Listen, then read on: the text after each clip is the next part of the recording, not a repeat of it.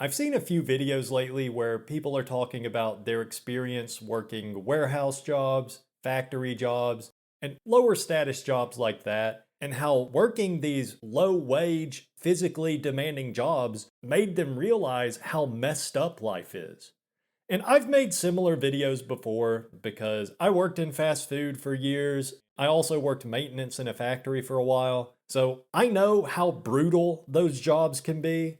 But it got me thinking, as a guy that has also worked a relatively high paying, high status job, I actually think it was that job that really showed me just how fucked up modern life is.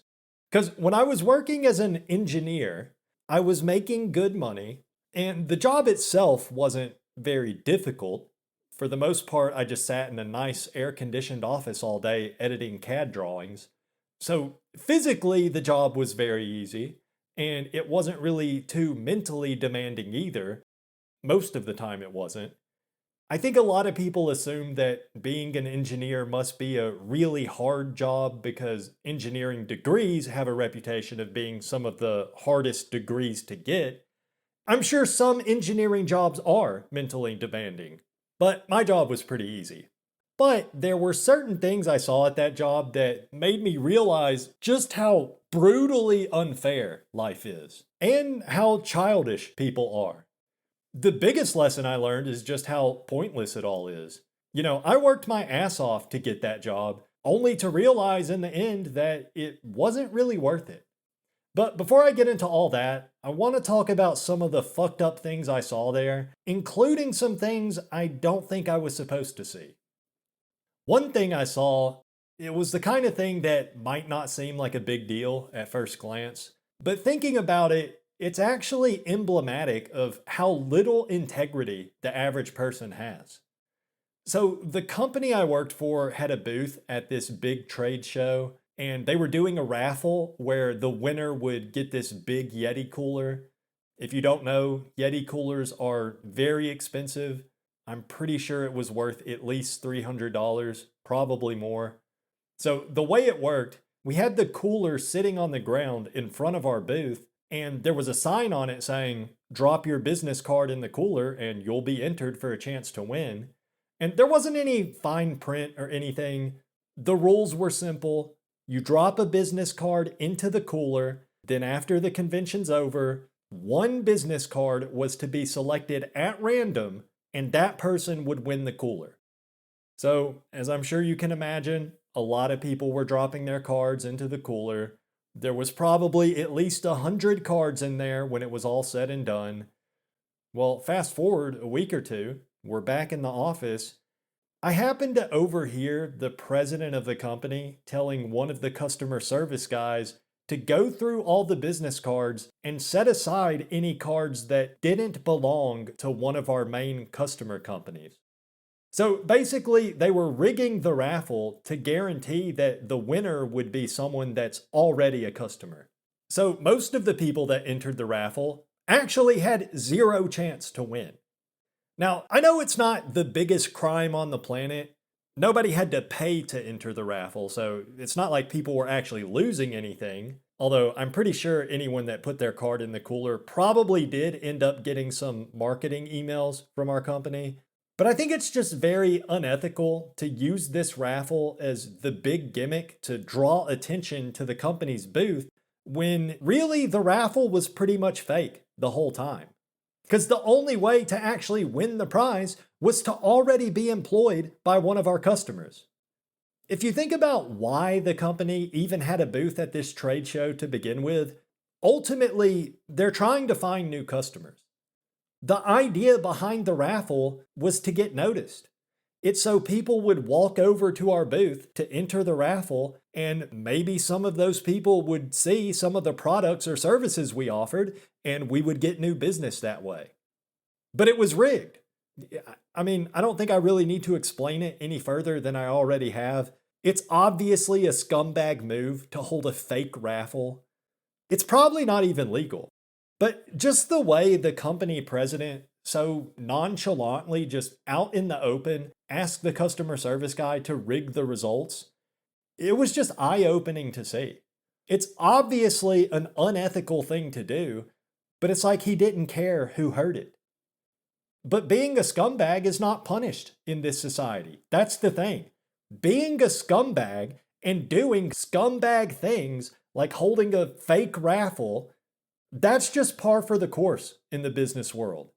And if you think about it, if you did run a business where you actually made sure to operate your business in an ethical way, usually that means you're going to be at a disadvantage because you're competing with businesses that do not have any concern at all for how ethical their business practices are.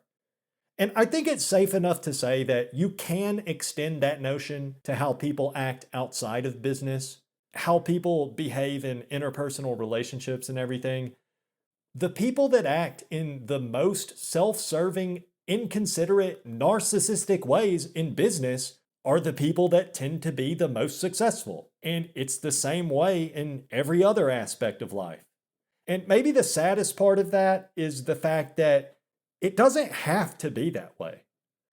If enough people stood up for what's right, then going around acting like a scumbag would probably have enough negative repercussions to prevent people from acting like scumbags. But very few people are willing to stand up for what's right. Most people don't care, anyways. I mean, I do care, but I was too much of a coward to say anything when I found out about how they were rigging the raffle. For all I know, that customer service guy might have realized how unethical it was when he was being asked to do it, but you couldn't really expect him to refuse. You know, he's got bills to pay. He don't want to lose his job. Something else I witnessed that really stands out to me to this day, funny enough, this also involves the company president. It was a smaller company, by the way, so I actually did interact with the higher ups on a relatively frequent basis. But the president was an older guy. I think he was in his 50s. I'm pretty sure his background was in sales, very charismatic. You know, he was pretty much who you'd expect to be president of a company. Well, like I said, the guy was in his 50s, but his wife was a lot younger. I think she was probably early 30s, might have even been in her 20s. This was his second wife, by the way. But this woman was so freaking hot. She was like the prototypical Stacy. Blonde hair, nice figure, pretty face. Just one of those women that it's depressing to even look at her, just knowing there's no way I will ever get a woman like that to look in my direction. Well, one day I stayed a little bit late because my car was in the shop, so I had to call an Uber to pick me up, and it took a while to get there. So I ended up leaving maybe 20 minutes later than usual. So I go to leave, and then when I stepped out of my office, pretty much everyone else had already left. The only other people still there was the president and this girl that worked in customer service. But as soon as I stepped out of my office, I had to stop in my tracks because what I saw was the customer service girl was sitting at her desk. It was kind of an open floor plan, so the customer service people all had their desks out in the middle of the office. They didn't even have cubicles. So this customer service girl was sitting at her desk, and the president of the company was standing behind her, and he was holding her hair in one hand, and it looked like he was stroking the back of her neck. So I stepped out of my office and I saw that, and I was basically like that Simpsons meme where Homer just backs up into the bushes. I just saw that, immediately realized they must not know I'm still there, and I backed up into my office again, and I just waited there a few minutes. Then I looked out the door stealthily, and when I saw the coast was clear, I left. So I don't know for sure what was going on with all that, but the president of the company, who, remember, is already married to a total Stacy that's probably 20 years younger than he is, there he was standing there touching this probably 23-year-old customer service butterface in an intimate way. Now, for all I know, he was touching her like that without her consent. I really have no idea. But I do know that she was still working there in that same role at the time I quit, which was probably at least a year after that. And I'm pretty sure she also had a boyfriend at the time. So, what it looked like to me is that they were just having an affair. And I can't help but wonder if maybe he met that girl on some sugar daddy site and they had a deal where she gets the job, maybe a little extra money on the side, and he gets, a little sugar. I don't know. That's obviously wild speculation on my part. Either way, the company president was obviously not a man with any integrity. He was a scumbag, but look where that got him. He was probably making upwards of $200,000, $300,000 a year. He had a smoking hot wife, 20 years younger than him. He seemed to be doing all right for himself. And it's not like I was keeping a particularly close watch on this guy. If I was able to see how big a scumbag he is, then I'm sure plenty of other people could see it too. But it obviously wasn't doing him any harm. He's living a life that most people couldn't even imagine. In fact, the fact that he acts like a scumbag and conducts himself in that manner, very dishonest manner, that probably has contributed to his success. Speaking of how unfair life is, there was a guy I worked with at this job that was pretty much a total fuck up. He had problems with drug addiction. He would occasionally just not show up for work. And everybody would talk about him behind his back about how bad he was at the job. But no matter how much he screwed up, he just always got another chance. By the time I started working there, apparently he was already on his third different role within the company. They had tried him out in sales initially, I think it was, and he just wasn't cutting it. So then they moved him into the warehouse, and from what I heard, he was so bad that the warehouse manager had to beg the CEO to get rid of him. So then they moved him into customer service, where he was working when I started there. So you're probably wondering, how the hell did this guy not just get fired?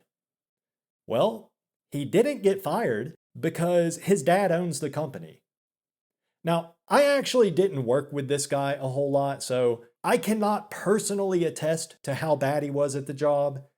It's possible that people were just hating on him because he was the CEO/owner's son. By the way, just to make sure nobody's confused, the owner/CEO of the company is a different person from the president of the company who I was talking about earlier. But yeah, I don't know how true everything I heard was, but I tend to believe most of it because it was literally everybody that trash talked this guy, including my supervisor, who always seemed to be a pretty reasonable guy. But it's just crazy to think how I had to work my butt off and go into tens of thousands of dollars worth of debt to get hired at this place. Talking about, I remember in my early 20s walking home almost 2 hours, walking down this rural highway in the middle of the night with holes in my shoes after working an 11-hour shift in fast food, then having to wake up early the next morning to finish my fluid mechanics homework. I was really on the grind for a few years there because I had to be. That's what it took for me to get a degree and eventually get one single job offer.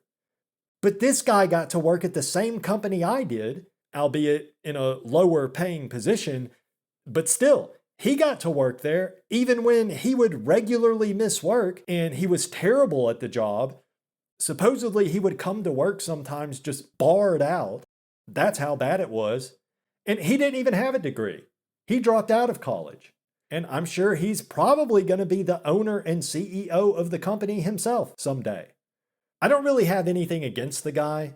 He just seemed like a quiet, introverted guy to me. And I'm not going to hate on him for taking advantage of the good fortune he was born with.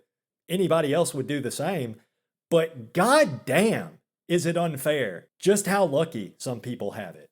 Oh yeah, and I forgot to mention, he also lived in an apartment in a nice part of the city that I'm pretty sure his dad was paying for, because I wouldn't have even been able to afford to live in that area, and I was probably making twice his salary, assuming he was actually getting paid the same as all the other customer service workers. And I know, relatively speaking, I am extremely fortunate myself compared to a lot of people. So I do try to appreciate what I have, but it's just such a dark colored capsule to see someone that really just has it all handed to them on a silver platter. Growing up, I remember always being taught that if you work hard and you do your best to always do the right thing, then you will be rewarded for that. It'll all pay off in the end. But the truth is, some people don't have to work hard, and they don't have to be a good person either. Your socioeconomic position in life is mostly determined by the circumstances you're born into. And being a good person and doing the right thing in a lot of cases is probably detrimental to your own success. I still try to be a good person. I think that's what everybody should do. But I'm not going to sit here and tell you that it's going to pay off. It probably won't. I know in my case, all that hard work amounted to essentially nothing. I did manage to get that job, which, the pay was good, so I will acknowledge that. But my overall quality of life didn't really change much compared to how I was living before I got that job when I was just living at home going to school. Same thing after I quit that job and moved back in with my dad. My quality of life didn't take a hit from losing my high paying job. Sure, I had less money, but that didn't really change much. I mean, eventually that probably will matter when I get older and I start having health problems and everything. But if I had known back then, when I was in my early 20s, busting my ass day in and day out, trying to make perfect grades and everything, if I had known back then that landing that coveted engineering job wasn't going to help me at all in terms of making friends or attracting a woman, then I probably never would have wasted all that time. Notice I said it didn't help me attract a woman as opposed to women, because I don't think I need to be a PSL God slayer to feel content. I just need to find one person, one woman that would want to be with me. And it's easy to say, loser maxing, you shouldn't base your sense of self worth on what women think about you. It's easy to say things like that when you're not completely chronically alone. Intimacy is a requirement for human happiness, period. MGTOW is a code. And it's not just having that human connection and intimacy, though. It's also just the feeling that there's at least someone out there that cares about you and chooses you above everyone else. I don't have that. Okay, it's like the old saying, having money's not everything, but not having it is. People love to tell chronically lonely men that relationships aren't all they're cracked up to be, and women aren't even worth it, bro. I'd rather be alone. Yeah, it's easy to say that when you aren't actually living in romantic poverty like I am. But aside from women and romance, maybe I was naive, but I had this misconception that once I had a relatively high status job that paid pretty well, then people would treat me better. But that wasn't true at all. Even with my coworkers, so these were people that did know what my job was, I probably had a higher salary than most of my coworkers because me and my supervisor were the only two engineers in the whole company. Most people were either customer service or accounting or sales, things like that.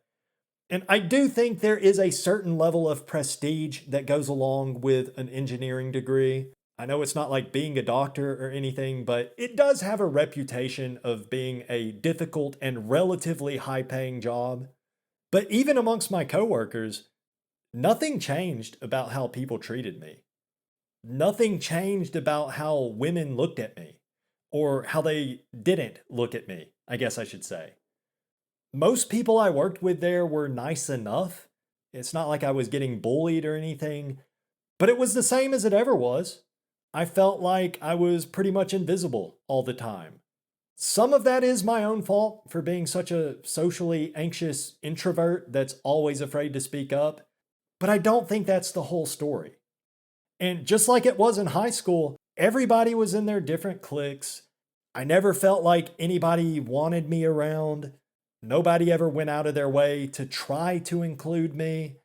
Unless you count this one higher up guy that always tried to pressure me into going to baby showers and other company events. But I don't think he was trying to be my friend. I think he was just in charge of corralling everybody to the company events. Something else that working this job taught me about life, growing up, I never really thought about things like infrastructure and just how things in our society function. Like all these complex systems, like the sewers and I don't know, roads and everything. I just never thought about it. Everything seemed like it just works for the most part.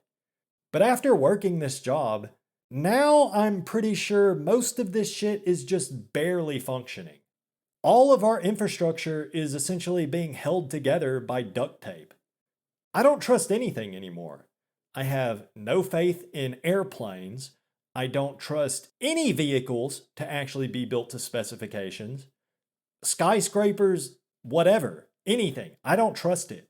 Because I don't want to say exactly what industry I was working in, but it was infrastructure related. And I can tell you, so much of what you would just assume to be perfectly safe and standard and all above board and everything, you assume the quality standards are all in place, the checks are being done. If there's a problem, then it's getting addressed. No, not necessarily. A big part of my job was I was basically the liaison between a manufacturer that produces a certain safety related component for a certain type of transportation device and another company that purchases a lot of those safety components. My company was basically the middleman. We would buy these safety components from the manufacturer and then we would sell them to the other company at a markup. Now, prior to this arrangement, the other company used to just buy these things directly from the manufacturer. They were doing that for literally decades with no problems. So when we first started with this arrangement, my job was to inspect some of these components and make sure they were up to specification. Because, now that my company was acting as the middleman, we were taking on some of the responsibility if we happened to sell a faulty product. Okay, so point is, what I found was that so many of these safety components were not made to specification. In some cases, they were way out of spec, but that's what they had been using for decades. Of course, when I brought this to the manufacturer's attention, they were just like, well, we've been making them the same way for 50 years, or whatever it was, and they never asked for any refunds or tried to return anything. And then when I informed the company that was buying these things, like, hey, these parts are out of spec, but you've been using them like that for years, they insisted there's no way they ever used any out of spec parts. They definitely were using them, by the way. I know that for a fact. But yeah, it even got to the point I visited the manufacturer and they showed me how they make the part and they showed me how with their manufacturing process, it actually wouldn't even be possible to make some of the parts to specification, which is just wild. They were basically admitting that they knew they were selling parts that did not meet specification. I know I'm being vague here, but if this particular part malfunctioned, then it absolutely could be a safety issue, as in somebody could get seriously hurt. I don't know if anyone ever did get hurt because of it. I hope that didn't happen, but it definitely could happen, and it still could happen in the future, because there's no possible way they could have replaced all the out-of-spec parts that are out there in the field. So unless I just happen to be the one lucky guy that just so happened to discover the only large corporation that's using out-of-spec parts for literally decades, I'm pretty sure there's lots of other situations just like that going on in other industries as well. I'm sure there is. Anyways, I know I was kind of all over the place in this one, but life is fucked. Society is fucked. It's just completely unfair. It doesn't matter how hard you work or how good a person you are. Sometimes you're just born with the wrong face. or you're just not born into favorable circumstances. And that's that. Meanwhile, other people got it made from the start. And on top of all that, you never know when the bridge you're driving over is just going to crumble beneath you and fall into the fucking ocean because everybody's just ignoring all the safety standards and everything they're supposed to be following. Good luck, fellas. If anything I said here resonates with you, or if you just found it entertaining, please consider watching some of my other videos. There's also some secret videos you can watch for free on my Patreon. No sign up required, so check that out. Thank you for watching. I'll see you next time.